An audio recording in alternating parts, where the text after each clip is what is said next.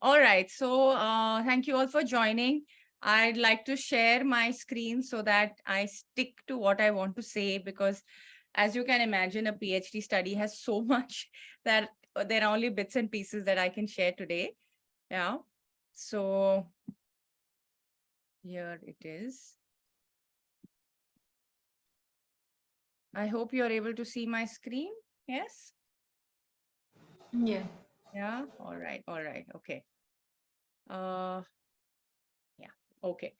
So thank you again for being here. And my PhD is called Articulating Intimacies from the Margins. And I was looking at queer love, romantic relationships of queer persons, right? As it is obvious from the heading. So the layout of the talk, I'm going to try and keep it at 45 minutes to an hour. Yeah, max. But I know it's a long talk. So we'll see how that goes. I'm going to focus only on findings. I'm not looking so much at my methodology and literature review today, because again, when it comes to researching stigmatized populations or hard to reach populations, there's a whole bunch of ethics and research methodologies that need to be understood, and that can be a separate talk altogether if you're interested in research and research ethics and methodologies. Today I will not be highlighting that. I will mainly be talking about the findings of how queer people navigate love intimacies in our kind of society. So what kind of guided me? So, I know it's a PhD, so it's an academic study, right? But it's an academic exploration into queer love. So I think that itself was interesting, because love is considered an emotion that is frivolous and not worthy of study. And then on top of it, it was about queer people, right? So it was an interesting sort of path that I was walking. For me, it is a very serious subject. Yeah, being from the community myself, queer love is a very serious subject. We don't know enough about it, and that is why I wanted to study it, with the kind of academic rigor that a PhD forces you to have, right? And what guided me is this beautiful quote by Audre Lorde, which talks about your feelings being genuine paths to knowledge. I don't think we give that enough importance. And of course, feelings are painful, contradictory, but they come from within us. And we must key into those feelings, and begin to extrapolate from them and examine them for newer ways of understanding our experiences.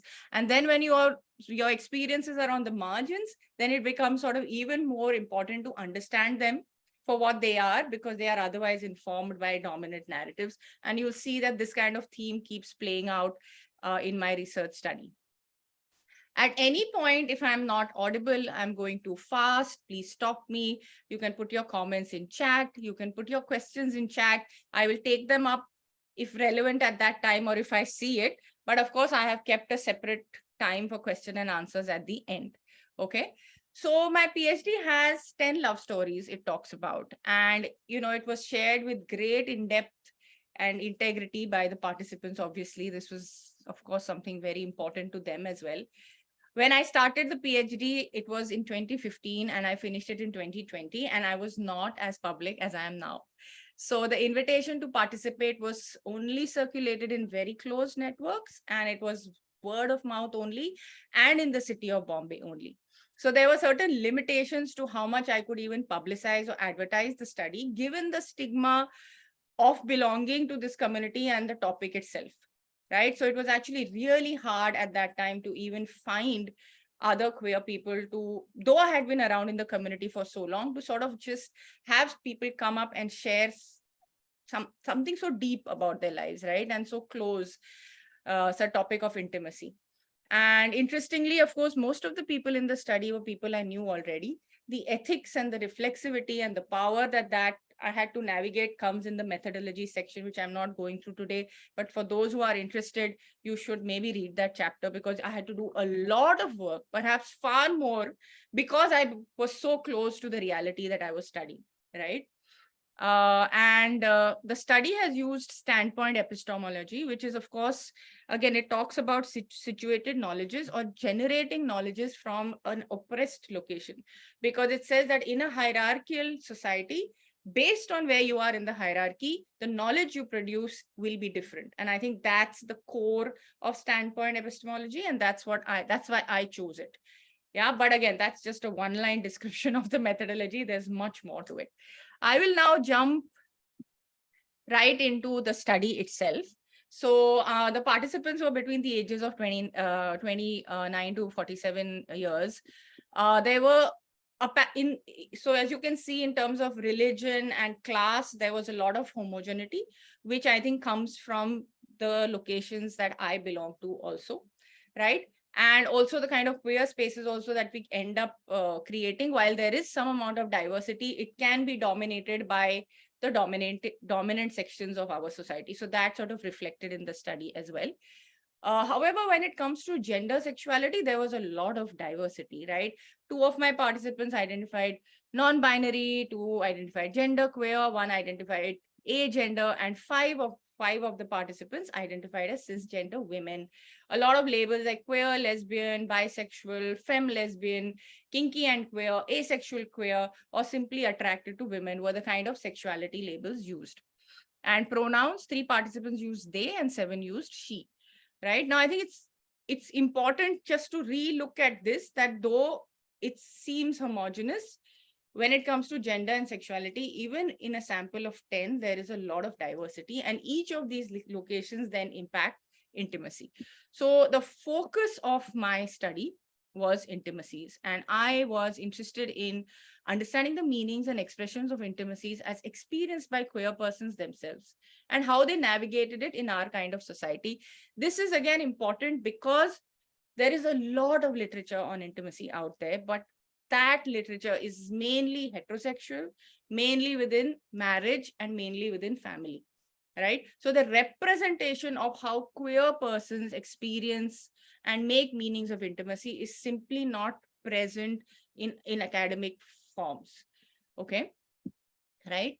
So though I had not intended this study to be like this, what really stood out for me, that though in our society there are very clear socially sanctioned milestones of how intimacies are supposed to be done, and those are mainly cis-het intimacies, right? Cis stands for cisgender, het for heterosexual. So those from society's point of view who experience their gender with what they were assigned is called cis, and heterosexual is if you are in the gender binary, a woman, you're attracted to men, and if you're a man, you're attracted to women. So that's heterosexual, right? So we all know that there are milestones and socially acceptable milestones for cishet intimacies, and I have put them down. For example, there could be dating between a man and a woman, or there could be the arranging of an alliance, right? So someone is looking out for the 2 of you to match. There is definitely a component of then parental approval or meeting the parents. It ends up in marriage. And this is not based on my experience. All the stuff that I'm saying today is vetted in literature review and of course by my participants. So marriage typically means cohabitation, that the couple lives together. Their understanding of how to do the marriage, to do the intimacy in a marriage, is mainly governed by gendered roles. There are roles of women and men. And then there are social scripts that within marriage, this is how the husband and the wife should be. And if by chance the relationship ends, which means the marriage ends, then there is a phenomenon called divorce, right? So this is your cishet intimacies. Now, I tried to look, or it came out in the study, that queer people actually don't follow the same milestones. And then I have tried to give it a twist and say, okay, so then how do we do it, right? And so I have called, as you can see, if it's the dating phase, I've called it as labeling intimacies. What happens when queer people lovers are supposed to meet parents? What happens in terms of marriage? What happens in terms of cohabitation? What happens in terms of roles and scripts? And yes, also queer relationships may end. So how do they navigate endings? So throughout this section, when you are listening to me, keep this cishet part in mind, and then you'll be able to see how these milestones are navigated by queer persons, and you'll be able to see some of the differences and the departures, right? So to start with, how do people meet? And when they meet, what do they describe as love? That itself, just labels for who I am, what we share, are not that easily available, right? So like one participant said that we didn't know back in 1990s when we met, we had never heard any language. But when we used to watch Bollywood films, we used to know that what the hero heroine feels, we feel for each other, while knowing that one is not a man and one is not a woman in that. But they were able to still say that the love between the hero heroine is the love that we feel, so those were the kind of labels and languages that they had to be searched for. It wasn't readily available, right? The other important part is, so when I say labeling intimacies, I am saying, what do we call what we share, right? There's a word called dating that is used in the cishet context. It is, of course, now used in the queer context as well, but it is not something that is easily applicable, not directly applicable. Labels about who we are and how we call each other are also negotiated based on sexuality and gender. For example, one participant said that I insist on saying that my relationship is a lesbian relationship because I want people to know that we are two women, right? And until I say lesbian relationship, the penny doesn't drop, okay? While some others say that we use queer because one of us is non-binary, and so lesbian doesn't fit, okay? But these sort of terms and labels, as I already went through earlier, there were different labels that participants used. They were negotiated. I think that's the important part. And they were negotiated on each partner's reality of their sexuality and their journey, which also meant that as each individual sort of came to know more about their gender or their sexuality, then sometimes the labels had to be changed. For example, there's a couple who've been together for 28 years. They met in college. They were both seen as girls. They also thought of themselves as both being women or girls. They were 16, 17 years of age at that time.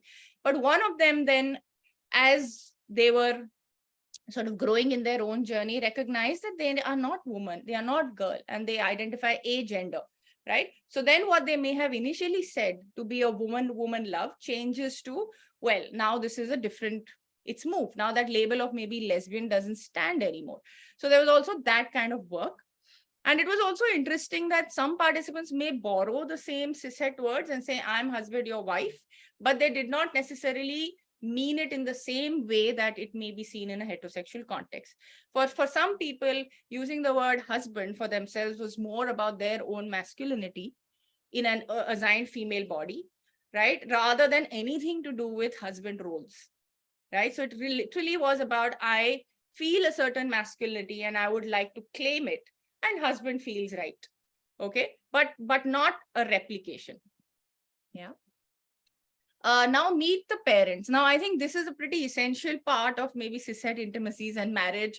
Again, I don't want to say that this is done by every cishet person. When I say cishet here, I mean it as a system that is largely expected in our society. I am obviously aware that different cishet persons and individuals do it differently, but I'm talking about a system that promotes this, right?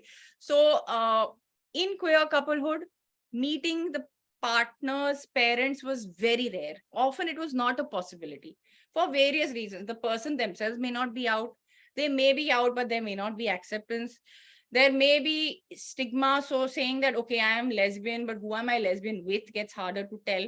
Yeah. And sometimes queer couples are even living in the same home as their parents as a couple, but parents are not picking it up. So all these combination of things happen, which make it impossible to tell the parents that we are actually a couple.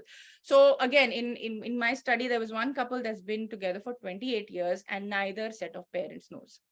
Yeah. And they have, but we know in the community and of course in the study, it is there, but it just that now I think it's changed. And I think after the study, I think one of them came out to one of the parents. But what I'm saying is that a whole lifetime almost of togetherness has gone by without the parents knowing that the two of them were a couple. They always just thought they were best friends, right? But the important implications here are that not taking a partner to meet the parents was not considered as a lack of commitment.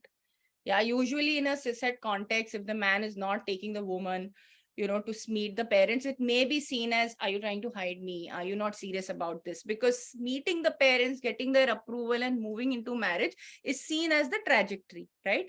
But here, you can't have that as a ingredient or a factor. That once you introduce me to your parents, only then will we consider ourselves in a serious relationship. It just doesn't work like that. Parental approval is not considered a necessary ingredient. Lack of acceptance from parents was also not an impediment to building intimacy. So it didn't come in the way of building intimacy that your parents don't know about me. Of course, it's hard. I'm not taking away from the fact that it's hard. Negotiations are required. The loss was felt by participants, but that loss was worked through, and it was not it was not seen as interfering with the intimacy. Yeah. So the third aspect of this trajectory, as I listed out of 6 milestones, is marriage in the cishet context. And I've tried to play with words and called it undoing marriage, because some of the hallmarks of the cishet marriage are monogamy, which means the same sexual partner always, an anniversary date, the date on which the marriage is legally and socially sanctioned, and the expectation that the marriage will last forever and you will be with the same person forever. So these are some of the hallmarks. Let's see how queer people are doing it. So when it comes to monogamy, many of the participants in the study did want to be exclusive with their partner for as long as they were together, right? However, it wasn't automatically assumed that we are in an intimate relationship, which means it will be monogamous. That's the difference, right? It's not an inbuilt script that two people who come together, we are automatically monogamous. It is something that the couples would discuss, whether they wanted to be open, whether it should be exclusive. It was mutually negotiated and not assumed. So monogamy or exclusivity was again seen as the terms of the relationship that are discussed with each other. Again, I think a lot of queer people are, some of the participants were also in heterosexual marriages, right? Or they were with women who were in heterosexual marriages, right? So it is far more complex there. We are not talking only about the people who are single and come together. Given how our society is, a lot of women get married, heterosexually married pretty early, right? So in my study also, there is a story of 2 women who were heterosexually married, had children, and then they fell in love with each other. And the complexity of that, right? Because that wife, because she's read as in the society as wife, right? And that wife is actually not a heterosexual person, but she's having to perform heterosexuality owing to social pressure. Or she may have gotten into that marriage believing that's the only thing she's supposed to do, may not have had a chance to look at her sexuality before, may have fallen in love with another woman and then thought about sexuality, right? So all these complications exist. Now, typically, any relationship outside of marriage is seen as cheating, yeah, is seen as an extramarital affair. But in the context of queerness, yeah, if the only chance of living your authentic sexuality would be to have found, a same-sex love, how do we reframe that would be work for us to do. And I think it was also very hard because even the participants have to undo all that learning, right? So even they carry that sort of morality that actually I'm married to this man. What are we doing with each other? And very often those have also led to couple fights because you're really struggling at wanting to be with each other, but also feeling like, but I'm married. Yeah, so those complexities are there. What about sex with the legal spouse? What about sex, with each other? All of those complications were there. They have to, of course, hide the queer relationship because they are seen as 2 heterosexual women in marriages. And therefore, they have to do a lot of interpersonal meaning making about actually we are a couple. Because otherwise, in the eyes of the world, they are coupled with a man. So I'm just saying that there is a lot of, again, that's why I've used the word undoing, because there's so much undoing of the social scripts that the minute you fall outside of the social rules, a lot of it has to be undone by you and with your partner or partners. Yeah. Okay. The other aspect of marriage, as I spoke earlier, is this one special date where you get legal and social sanction. Now, we know that there is no queer marriage and legal marriage date is not available to queer couples. So then again, here there's mutuality. The couples mutually decide, okay, let's see which was our special day. What do we want to celebrate as our anniversary? Was it the day we met for the first time? Was it the day we said I love you to each other for the first time? And then there are hundreds of permutations and combinations, so much so that some couples actually celebrate 2 or 3 anniversaries. So the anniversary of the first kiss, so the anniversary of when we said I love you, whatever. So that's also there. And those who were in heterosexual marriages also had to mark a separate anniversary, because they had already been given a marriage date anniversary of the heterosexual marriage. But then they had fallen in love, and then that was a whole new relationship. So then what was their, what was that date, or even a commitment ceremony, was important. The third hallmark of marriage is supposed to be forever together. And while in this study, most participants did desire to be with their partner forever, it was never stated as such. It was discussed as the terms of the relationship, saying, okay, looks like you and me want to be together. And the sort of terms that were used were, I'm thinking of growing old with her, or I look forward to growing old together, or saying, well, I have no plans to live with anyone else ever, or we don't have a termination date, or I feel a certain permanence, or she's my life partner. So these were some of the ways in which the forever aspect was sort of negotiated, but again, not taken for granted. And also, because there is that lack of legal and social sanction, couples had to again depend on interpersonal meaning making. For example, they said, we believe that a future together is possible, or I would like the participation of my partner in major life decisions. And I think these were the ways in which this whole forever aspect was negotiated, understood, and meanings were made. Again and again, I think what I'm trying to say is that nothing is like given. Yeah, it's literally that the couples are carving out these meanings for themselves, literally out of nowhere at one level. Yeah. For some participants, this notion of forever was elusive. Like they were like, I'd like it, but I'm not even sure if I'll be able to get it. Yeah, again, given the kind of structure we live in, the possibility that I'll find a partner and live with her forever, it was desired perhaps, but not expected. So they would say, let's take it a day at a time, all of that. And this points to just the general deprivation that queer couples function in, which I've already gone through, that there's no legal, social sanction. There could be a moral or control on sexuality, especially assigned female persons. There's a lack of representation, role models, personal struggles of gender, sexuality, all of that. Okay. Again, one of the cohabitation is also a milestone that a lot of cishet people are able to look at. But here you'll find again that it's not necessarily a given. It is in fact often not possible. In the 10 people in my study, there were at least different, like you can see below, some 5 different ways in which people were in a relationship, but how they had figured out their living arrangements, right? For example, one couple, each partner lived with natal family. So they may have spent several years together, but they were not under the same roof. They continue to live with family, very often because they were seen as daughters, and daughters are either married or unmarried. So it's like, if you're unmarried, you stay in the parental home until you get married and go to the husband's home. So because these women have not married, they are seen as unmarried. Yeah, always the yardstick is marriage, heterosexual marriage. And so they are just living with families and not able to tell families that actually I do have a partner I'd like to live with, right? Some participants lived across 2 cities. So they lived with their partner part-time and lived with parents part-time. A lot has to do with being women in this kind of a society also. Some were able to live with their partners. Some participants lived in 2 homes in the same city. So there were participants who were married and they had their marital homes. And then, they were trying to create also space together. Or there was a participant who is married, lives with spouse, but her partner lives alone. So she would live part-time with partner, part-time in the marriage. So it's all these combinations. And there's also a participant who lived with chosen family. So again, it's not taken for granted that you will live together, but it also does not mean that not living together means less. The partners who live with natal families, they live like that for 28 years. Okay. So it's not that living together was necessarily, again, a condition of commitment. Yeah, commitment, the indicators of commitment or intimacy are just completely different. Okay.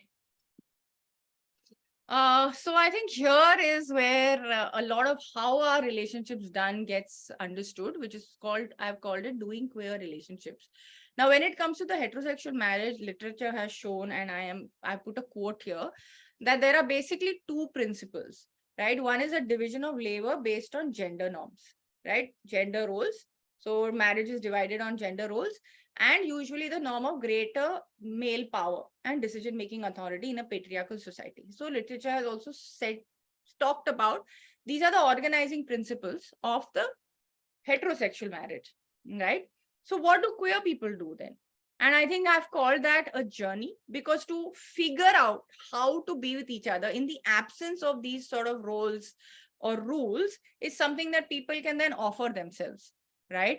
To start with, participants have said, even we may have tried to do some of the husband wife things or some of the marriage life things, but it just didn't work for us because we are not man and woman. Yeah, we are woman, and we have been socialized differently. And so all that begins to play a role. So even if participants may have started out trying to copy or replicate, it quickly became evident that none of this is working for us. So then they went in search of, okay, if this is not working for us, this whole gender inequality and, one has got more power, one has got less power, then what are the values that can guide us? They had to look for it within themselves. Then they had to find somebody with whom they can sort of negotiate, and the values have to align.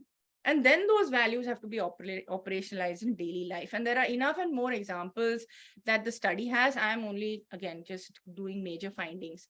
And some of the ways in which couples or individuals learned the values or the scripts of doing relationships, some of them borrowed it from, say, queer feminist politics. Yeah, that believes in equity, equality.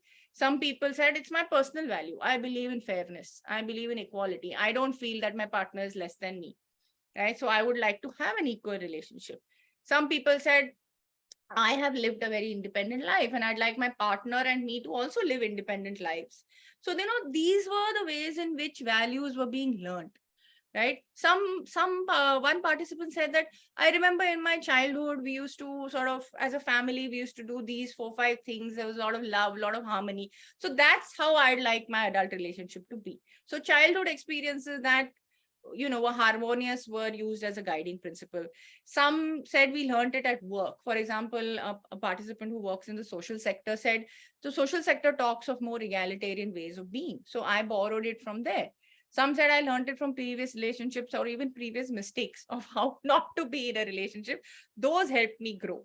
Yeah. And through the community, just by being queer or knowing about the community, also people said we learn certain concepts of what's right, what's wrong, how to do it differently. So as you can see that it is not automatically available, but there was a lot of learning that participants did of what values will guide them. And then these values became a guiding light, right? Even your everyday tasks were not based on, obviously they're not based on gender power, right? Or so then it's based on, okay, what do you like to do? What do I like to do? What are you good at? What am I good at? Okay, what is it that we both don't like to do? So let's take turns at doing it. So it actually became far more negotiated than simply you're supposed to do this and I'm supposed to do this, because there is no already existing you are supposed to. Yeah. Of course, relationships may end, as marriages may end as well. But again, in a heterosexual context, the idea of separation, divorce, all of that is, again, legal and socially. There's a script of how divorces are done. And again, queer people don't follow the same script. Very often we find that actually relationships ending or love ending is not necessarily the end of the association with that person. Yeah. Several queer people continue to be in the lives of their exes. Yeah, it's not that they separate. Many of them continue to become chosen families. Many continue to co-parent. So they continue to maybe share non-romantic and non-sexual intimacies, right? There are dependencies, and all these are valued.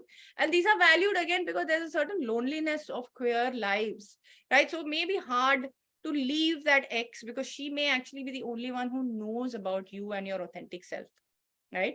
So continuing equations even after the relationship has officially ended, this is a very common reality in queer lives. Yeah. The third point here is, of course, the invisibility of loss and pain, that when relationships end, very often people don't know because they did not know about the relationship itself. Right. So, I mean, I'm sure that if there's a divorce in your families, however hush hush we may try to keep it, it gets out. Right. You know that there was a couple and now they're not together anymore. But in queer communities, you may not, families, straight friends, even the community sometimes may not even know that these two are together and now they're not together, and they have to deal with the heartbreak. So that's why I've written loneliness of heartbreak, right? Because you just feel like this is all, I mean, you have to do it all on your own. And very often, because queer love is already so hidden, once you break up, you may also end up feeling like I will never ever find a partner again. So navigating endings comes with all these complications. That there's also belief of a lack of possibilities of love. Right. And one of my participants, the oldest one at 47, she truly was like, okay, I am never ever going to find love again. Right. Because how after the age of 47 will I find another woman to love? Kind of. All right. So that was my section on just looking at dominant norms and how queer people are doing it differently, because the social system doesn't offer them the same things as a cishet marriage. And that actually becomes an opportunity to do it differently. A lot of it is individual and interpersonally negotiated. Yeah. And I think meaning making is all done as part of you and me rather than borrowing from what society says. Then, of course, a large part of my study was also to look at what do queer people understand as intimacy. Yeah. And also, given our kind of society, what is the sort of impact of stigma on our intimacies? So I'll go to the first part. My opening question, actually, when I ask participants, my first question always used to be, what does intimacy mean to you? And all the answers match layperson descriptions. So closeness, togetherness, bonding, connection, love, or all that any of us would think of as intimacy were the meanings. What went beyond that was also that queer people said intimacy means a space to be myself. Now, this becomes very important because this is not something, when it comes to gender and sexuality, that people can actually live freely or authentically or openly. So intimacy also meant that if there's a space where I can be authentic, that makes that is intimate for me. If there is a space where I feel safe to be myself, that is intimacy for me. Intimacy for me is also political because I recognize the inequality that is inbuilt in my kind of intimacy. Or it's also a community space because my families, or I'm not in a marriage, so I have built these intimacies for myself in adulthood away from the traditional sites of support of family and marriage. So I think to understand that while the descriptions are layperson descriptions, there are these added elements where I can be most myself, there I experience intimacy. This gets, again, if we contextualize it in how queer people have to hide their lives because of the stigma, it makes a lot of sense. And of course, what's the impact of stigma on queer love? So the invisibility of queer love, people simply don't know you're a couple. Yeah, the way you do your couplehood is erased. Sometimes people compare you to the norm, and as I just did in the section before, the comparisons don't stand. Because of the inequality, there is actually no sort of comparisons or replication possible. And unfortunately, if there are comparisons, then the queer people are seen less than. So the benchmark is always the cishet marriage, and everybody else sort of seems to fall lower. So that comparison is hurtful in that sense because of the certain devaluing or considering less, that, oh, you're not able to live like us as in the cishet people. Yeah. Okay. Okay, this is the third part of my findings, which I did across relationship stages. So I was also very, very keen to understand and put out there what are the ways in which people actually do the relationship, right? So yes, there's intimacy. We have understood the meanings. We've understood the different ways. But what happens, and it helped me to divide it into stages, because with each stage there were unique difficulties, right? And I will go. So as you can just take a look at the 4 stages. Seeking a romantic relationship. So how do you even sort of look for love, right? Then about, okay, now you're looking for love, then you may start a romantic relationship, then you need to sustain it. And in some cases, the romantic relationship may also end. And these are the 4 stages that I looked at, and I'll go over them one by one. Okay. So the uniqueness, and again, here I'd like you all to focus on the sort of uniqueness of the stages, because just give me a moment. Yeah, because again, because of the inequality, because of the sort of stigma, every time in each stage, there are unique struggles. And I think in this section of my findings, those struggles do come out, right? So mostly attraction had to be negotiated in spaces that are outwardly heterosexual. So my sexuality was hidden. Everybody else seemed to be heterosexual. And it is in this context that I was trying to find love. That has been a common experience of all participants, right? However, when there was that experience of love, participants could always tell that it is different than a friendship. Because of course, there is a lot of closeness between women, best friends, that is also encouraged. But that feeling of love and the feeling of female friendship was clearly distinguishable. There was no confusion that participants had about, is this a friendship or is this love? When it was love, they knew it. Of course, they may experience the love, but then how do you sort of talk about that love to the other person, right? How do you convey interest? And there's a whole bunch of interesting things that participants have to do. But the main takeaway is that they had to exercise a lot of caution. They had to strategize. They did not know how to convey interest, in a non-heterosexual context. And they also very often anticipated a negative outcome because of the stigma. So even that's why the caution and the hesitation comes in. A lot of participants have spoken about the tentativeness with which they even express that interest, right? A lot of and the minute they sensed even the slightest of hesitations, they would back off. So it's not even that the other person has said no, but even if there was a pause, it was seen as no, I should back off. So it was really extra hesitation, caution, etc. Which again, if you maybe compare to a heterosexual context, especially men are given a lot of permission to pursue interests relentlessly, right? And in fact, when women refuse them, we know kind of horror stories of what happens. But none of that sort of existed here. In fact, it was the pursuer who felt very much on the back foot, even about conveying interest. Yeah.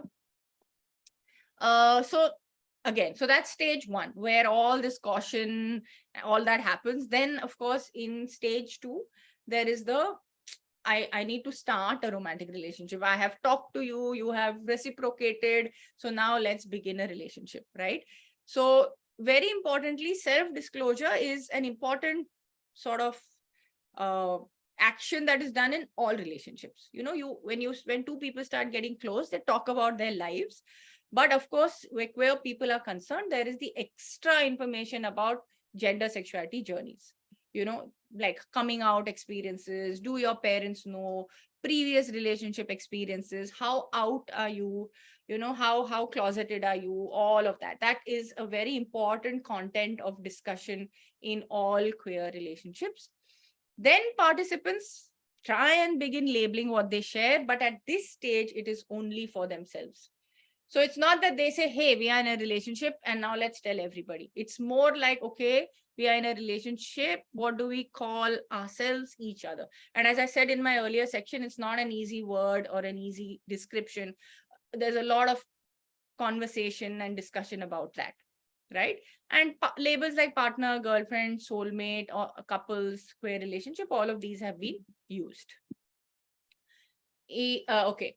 Now I'm going into stage 3, which is, okay, now you're met, you have started a relationship, now you have to sustain it in this kind of a world. And what is this kind of a world in which the relationship is being sustained is also important to know, right? Because queer couples or the participants felt quite alone in their journey. So even I think the 10 participants who talked to me, I don't think they knew each other, even though we all live in Bombay. I don't think they quite know each other's stories. So, and especially at times when they may have met people and the journeys that they took, they felt quite alone for various reasons, as I have already gone through before. So I won't go into it. We have to also remember that while the couples are alone, each individual has their own gender sexuality journeys that are going alongside. And together and individually, they also encounter social stigma and violence, erasure, all of them. So they are not doing it to each other, but they are experiencing it from outside. So this is the context in which a romantic, love, intimate relationship is being sustained. Yeah. And then some of the factors that were useful in sustaining, one is couple rituals, like lots and lots of descriptions. If you read my PhD, I have purposely kept the narratives and the words of the participants as they are, because I really believe it's also important to hear from queer people from them. So I have not tried to summarize or make this. There are nice long paragraphs of how they experience intimacy, right? But I've just summarized it here. I mean, it's what you would see is the usual stuff, right? I'm not saying that these are anything special. All couples probably do this, but I think it takes on a certain meaning when it is done in a context which doesn't give you permission to do it, right? So the usual everyday stuff, drives, walks, mundane tasks, non-sexual cuddling, kissing, just showering together, sleeping next to each other, taking photographs. I mean, all kinds, all the usual stuff, right? These were some of the couple rituals. An experience of goodness and care. This was also a very important factor that helped in sustaining relationships. And this was especially important because that experience of goodness came from being able to be their real selves in this romantic relationship. Now that, I think, if in the audience you are heterosexual or cisgendered, you don't have to hide that, right? And you don't become heterosexual, or you experience your heterosexuality not just in marriage. You can just be a heterosexual person, right? But for queer people, a lot of times their queerness is hidden, and it only is seen when they are in a partnership. It's seen by the other person, and then that's when it feels real. So I think this goodness, let's not underestimate the need for this goodness. It really comes from the other person seeing you, mirroring you and your reality as close to the true self you are, right? That's what brings the goodness aspect, right? And then it gives you strength, perhaps. Like some participants said that once I experienced it in the relationship, then I had the guts to also be more myself outside, right? Otherwise they were maybe especially in terms of gender, dressing and all, maybe they were wearing conforming clothes, but then they felt like they could be more masculine because they were being seen as a masculine person in the relationship. So all of that. And also caregiving also includes the labor of validating each other's unique experiences, which I also said, but also attending to hurt and violence from outside. So misgendering, for example, for the participants who are non-binary, they live lives where they are constantly being called she, their pronouns are they experience themselves as non-binary, nobody knows that. So they get hurt every day, they come home, and then the partner does the caregiving. So it is additional work that partners are having to do for each other because of how the world treats them. So I think these are, but I think this came out in every story, that goodness of being able to be myself and then being able to provide care is important. Yeah. Sexual intimacy, of course, in sustaining a relationship, sexual intimacy is important. There was intense, passionate descriptions of how great the sex was.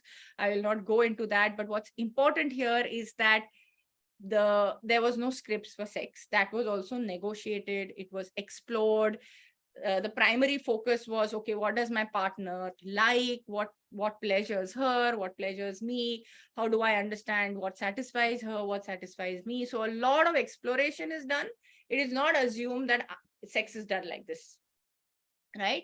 And then some participants talked of maybe looking at role playing, kink, power, all of that. And in an asexual, so one couple was also asexual, where they said that intimacy is experienced through physical gestures and emotional bonding. So it's not necessarily a sexual relationship, but there is, of course, physical cuddling and emotional bonding.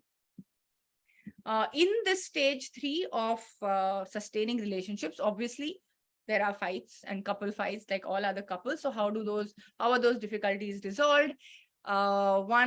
So I've just put down words from the study. A lot of kindness, a lot of intention to understand the self, a lot of self-reflection by the participants, putting in work to change some of their behaviors, putting in work to also protect themselves, learning to give time and space to each other, showing patience, showing empathy, trying to build that empathy for each other's situations because each situation is complex, believing in their love despite all odds. All this helped participants resolve difficulties, negotiate differences. Again, a lot of conversation, a lot of talking. Yeah. And often participants reflected that actually all these negotiations offered them an opportunity to grow. Yeah. It is in this stage of sustaining relationships also that many people may have then finally told others. So it's not at the beginning. As you can see, it's not at the beginning of the relationship that people say, hey, we are a couple. If at all they tell, it is usually much later when they are together and they are sort of working towards sustaining the relationship. And they may have told exes, queer groups they are part of, maybe some straight family and friends, right? For example, again, within that, there are all shades. So some couples were open on social media, but only after they had done the right privacy setting. So family and all were sort of blocked. And then, then they talked about it more publicly, right? And also, you have to recognize it when we are talking of commitment ceremonies. So participants had exchanged rings, or two women had done like put sindoor on each other's temple. All of that is commitment ceremonies that mean a lot to them, but they are not legally or socially sanctioned. So it's a lot of work when you are doing a commitment ceremony towards each other and nobody else knows or gives it validity or legal or social sanction. So it's literally that this commitment exists because you and me believe in it. Yeah. And I think that takes a lot of work because there's no backing, right? And as I spoke earlier also, of course, relationships may end, but again, the reasons were more social rather than interpersonal. So it wasn't that I stopped loving her, right? But it was more like I could not be with her because she got married, or I could not continue to be with her because then she was not able to leave the marriage with her husband, or it was things like that. It was literally, or it was also sometimes to do with maybe internalized shame that I can't, it's too much to live a lesbian life. I may not see future possibilities, or I may feel too much shame. And there were all these complex emotional and social reasons rather than simply that we stopped being compatible, or we fell out of love, right? And therefore many loving couples ended their relationships, so I'd like to remind you that even if relationships ended, they may have continued to be in each other's life. Okay. So that's like the bulk of my findings regarding queer intimacies. I have also drawn out a few key reflections for us to maybe use going ahead. One is to recognize what is called as dialects of queer intimacies, that given the kind of social system we live in, there are contradictions that are simultaneously present and simultaneously navigated to achieve fulfilling intimacies, right? I mean, it is not that it's a linear, I am now I've met you and then we live a life, but it's back and forth, up and down, with contradictions even like existing together. Yeah. Recognizing relationships as very affirming spaces. I need not repeat this. I already said this, but the one space where I can be most myself. Yeah, that is offered in a romantic relationship. Politics or community as resource, so I think a common thread that all participants experience is that they all have undergone a certain discrimination based on their gender, sexuality, or the intimacy they share, and that commonality does bring them together. So they have found that other people like themselves become a resource to sort of survive the oppression.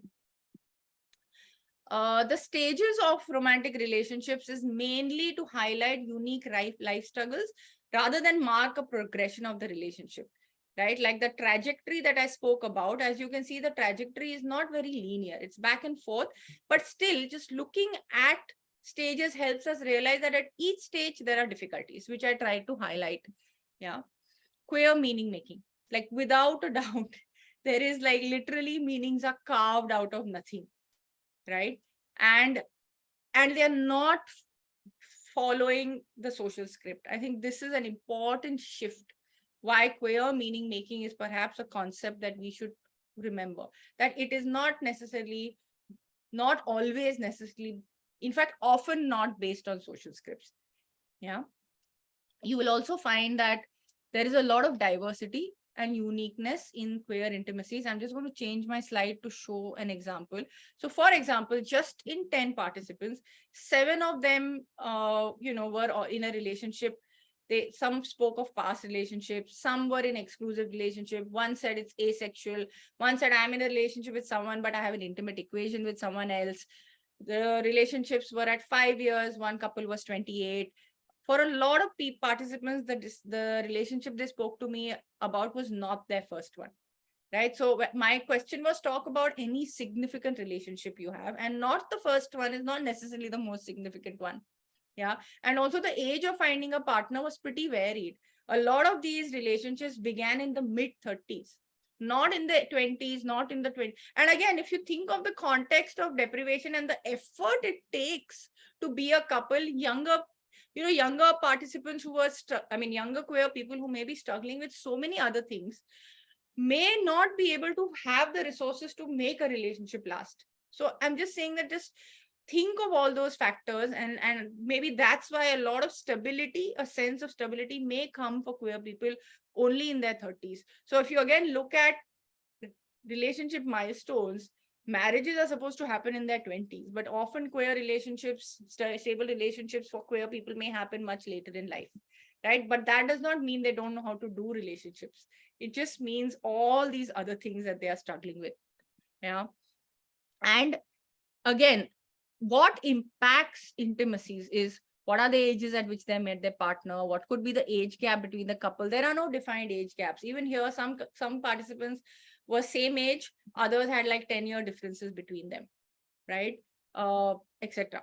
Some participants, as you know, are in heterosexual marriages or with women in heterosexual marriages. Why I'm showing this slide is for the last line, that every time when we are talking intimacies, there's a certain unique gender and sexuality journey that has to be considered.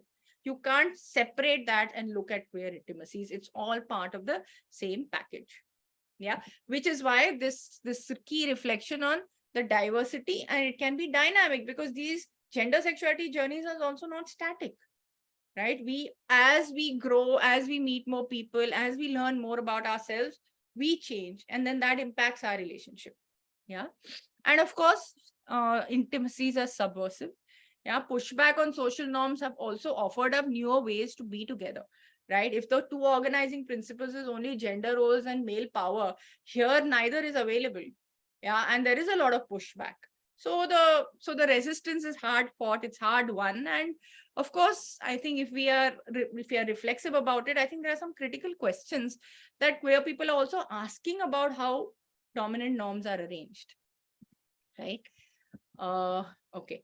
Then, of course, another concept that is present in the study is the power marginalization lens, which says that I think we need to recognize that intimacies is not equally placed in society. There is a hierarchy, right? And so if we are to look at intimacies of queer people, we must be able to see the gender sexuality as an axis of power.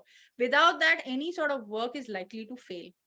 Yeah, the context of deprivation and erasure is a constant presence in queer relationships. You have to consider it if you're working with queer couples or otherwise in research, etc. You have to recognize the deprivation in order to make sense of the intimacies also. Yeah. Otherwise, it becomes very easy for us to quickly label a woman in a marriage being with another woman as cheating. Yeah, but until we see the sort of sexualities that women are socialized into, how they are forced into marriage, and then they might discover their sexuality, then find love, all that has to be seen in order to make sense of that intimacy, you know. Definitely, queer couples and queer individuals do not get the same power that a cishet couple gets. This is a given, right? There were many, many advantages that cishet people get from the state and society that queer couples don't have, right? Which brings us to valuing queer ways of doing and being, because of the prejudice that we all grew up with, because marriage is seen as the uppermost way of doing relationships, everything else ends up being devalued. So it takes a lot of unlearning for us to not fall into that trap, that the diversity and the uniqueness of queer lives and loves is not less than, yeah, it just is. Yeah. And of course, the entire PhD, I would say, is a counter narrative. So it's about not replicating the dominant norms, but asking questions of those dominant norms. And it can actually contribute to deconstructing ways of doing intimacies. This knowledge is not only applicable to queer people, but can be used and generalized to looking at intimacies in general. Right. Last 3 slides, and then I'll open it up for questions. I have managed to finish within the hour. Yeah. So why is it necessary to look at dominant norms from queer locations? Yeah, there are dominant norms of intimacy, and we are trying to look at it from queer locations. Again, I repeat that if we are able to see it from the margins, we will realize that intimacies is arranged hierarchically, it is unequal, right? And that actually marriage and family, which is the most sort of valued institutions of intimacy, are the ones that keep queer people out. So, you know, that's the tragedy, that where we live in a society that values marriage and family, but in the way those institutions are run, they push queer people out. Yeah. And I think that to also sort of understand that would be important. And once we get the hierarchy and how gender and sexuality is arranged, if we are talking of developing curriculum on gender sexuality, then it is extremely important to first interrogate and challenge what we consider is normal gender sexuality. Yeah, because we need to deconstruct that, because if we don't, then everything else that is not heterosexual and cisgender will fall outside. Yeah. You know, we need to understand the inequality, and again, you need to examine your own privilege if you're cishet, rather than jumping first into talking about those queer people. I think that's been a problem of gender sexuality curriculum. Either it doesn't talk about queer people at all, or it talks about queer people in very othering ways. Similarly, if you are looking to provide mental health support, then practitioners need to get additional knowledge that is generated by queer people themselves, right? There needs to be affirmative guidelines on how to do couples and family therapy, because everything that exists so far is based on the heterosexual couple or the institution of marriage and family. So really, this study is one of the first ones in India to sort of open the door to queer intimacies, right? And any work with on mental health or developing guidelines must be done by involving queer people themselves, right? I think we have already, I think so much of study on LGBTQ people is done from a heterosexual gaze. Truly, it is damaging and limiting. So we really need to involve queer people in a study about themselves. And similarly about research, yeah, if you're interested in doing research on LGBTQ lives, any neutral approaches that don't take into account social inequality, you stand the danger of creating knowledge that actually continues to replicate biased knowledge systems. Please be very, very aware of this, that you are going to end up saying the same things that maintain the hierarchy if you take a neutral approach. So it is extremely important. That's why I said my methodology is a separate topic of discussion, because standpoint epistemology really talks of reproducing knowledge from different locations and hierarchies. And if you're oppressed, you will have very different things to say about the same phenomenon, if rather than if you're in a privileged position, right? And all researchers should be aware of the power they carry. That is an ethic in research. However, researchers that are studying down, that means if you are in a privileged position and studying a location that is marginalized, then you should definitely be explicit about your privileges and also upfront about your reasons for studying oppressed locations, right? There has to be a reason why you're doing that. I think those intentions need to be made very clear. I think with that, I have ended what I wanted to say. Here are some resources. The MHI website has my study, it has the book, the QACP resource book, it has this QACP tab, which has many, many queer trans resources. On Instagram, you can check out Mariwala Health, or my personal handle, which is polyamorous.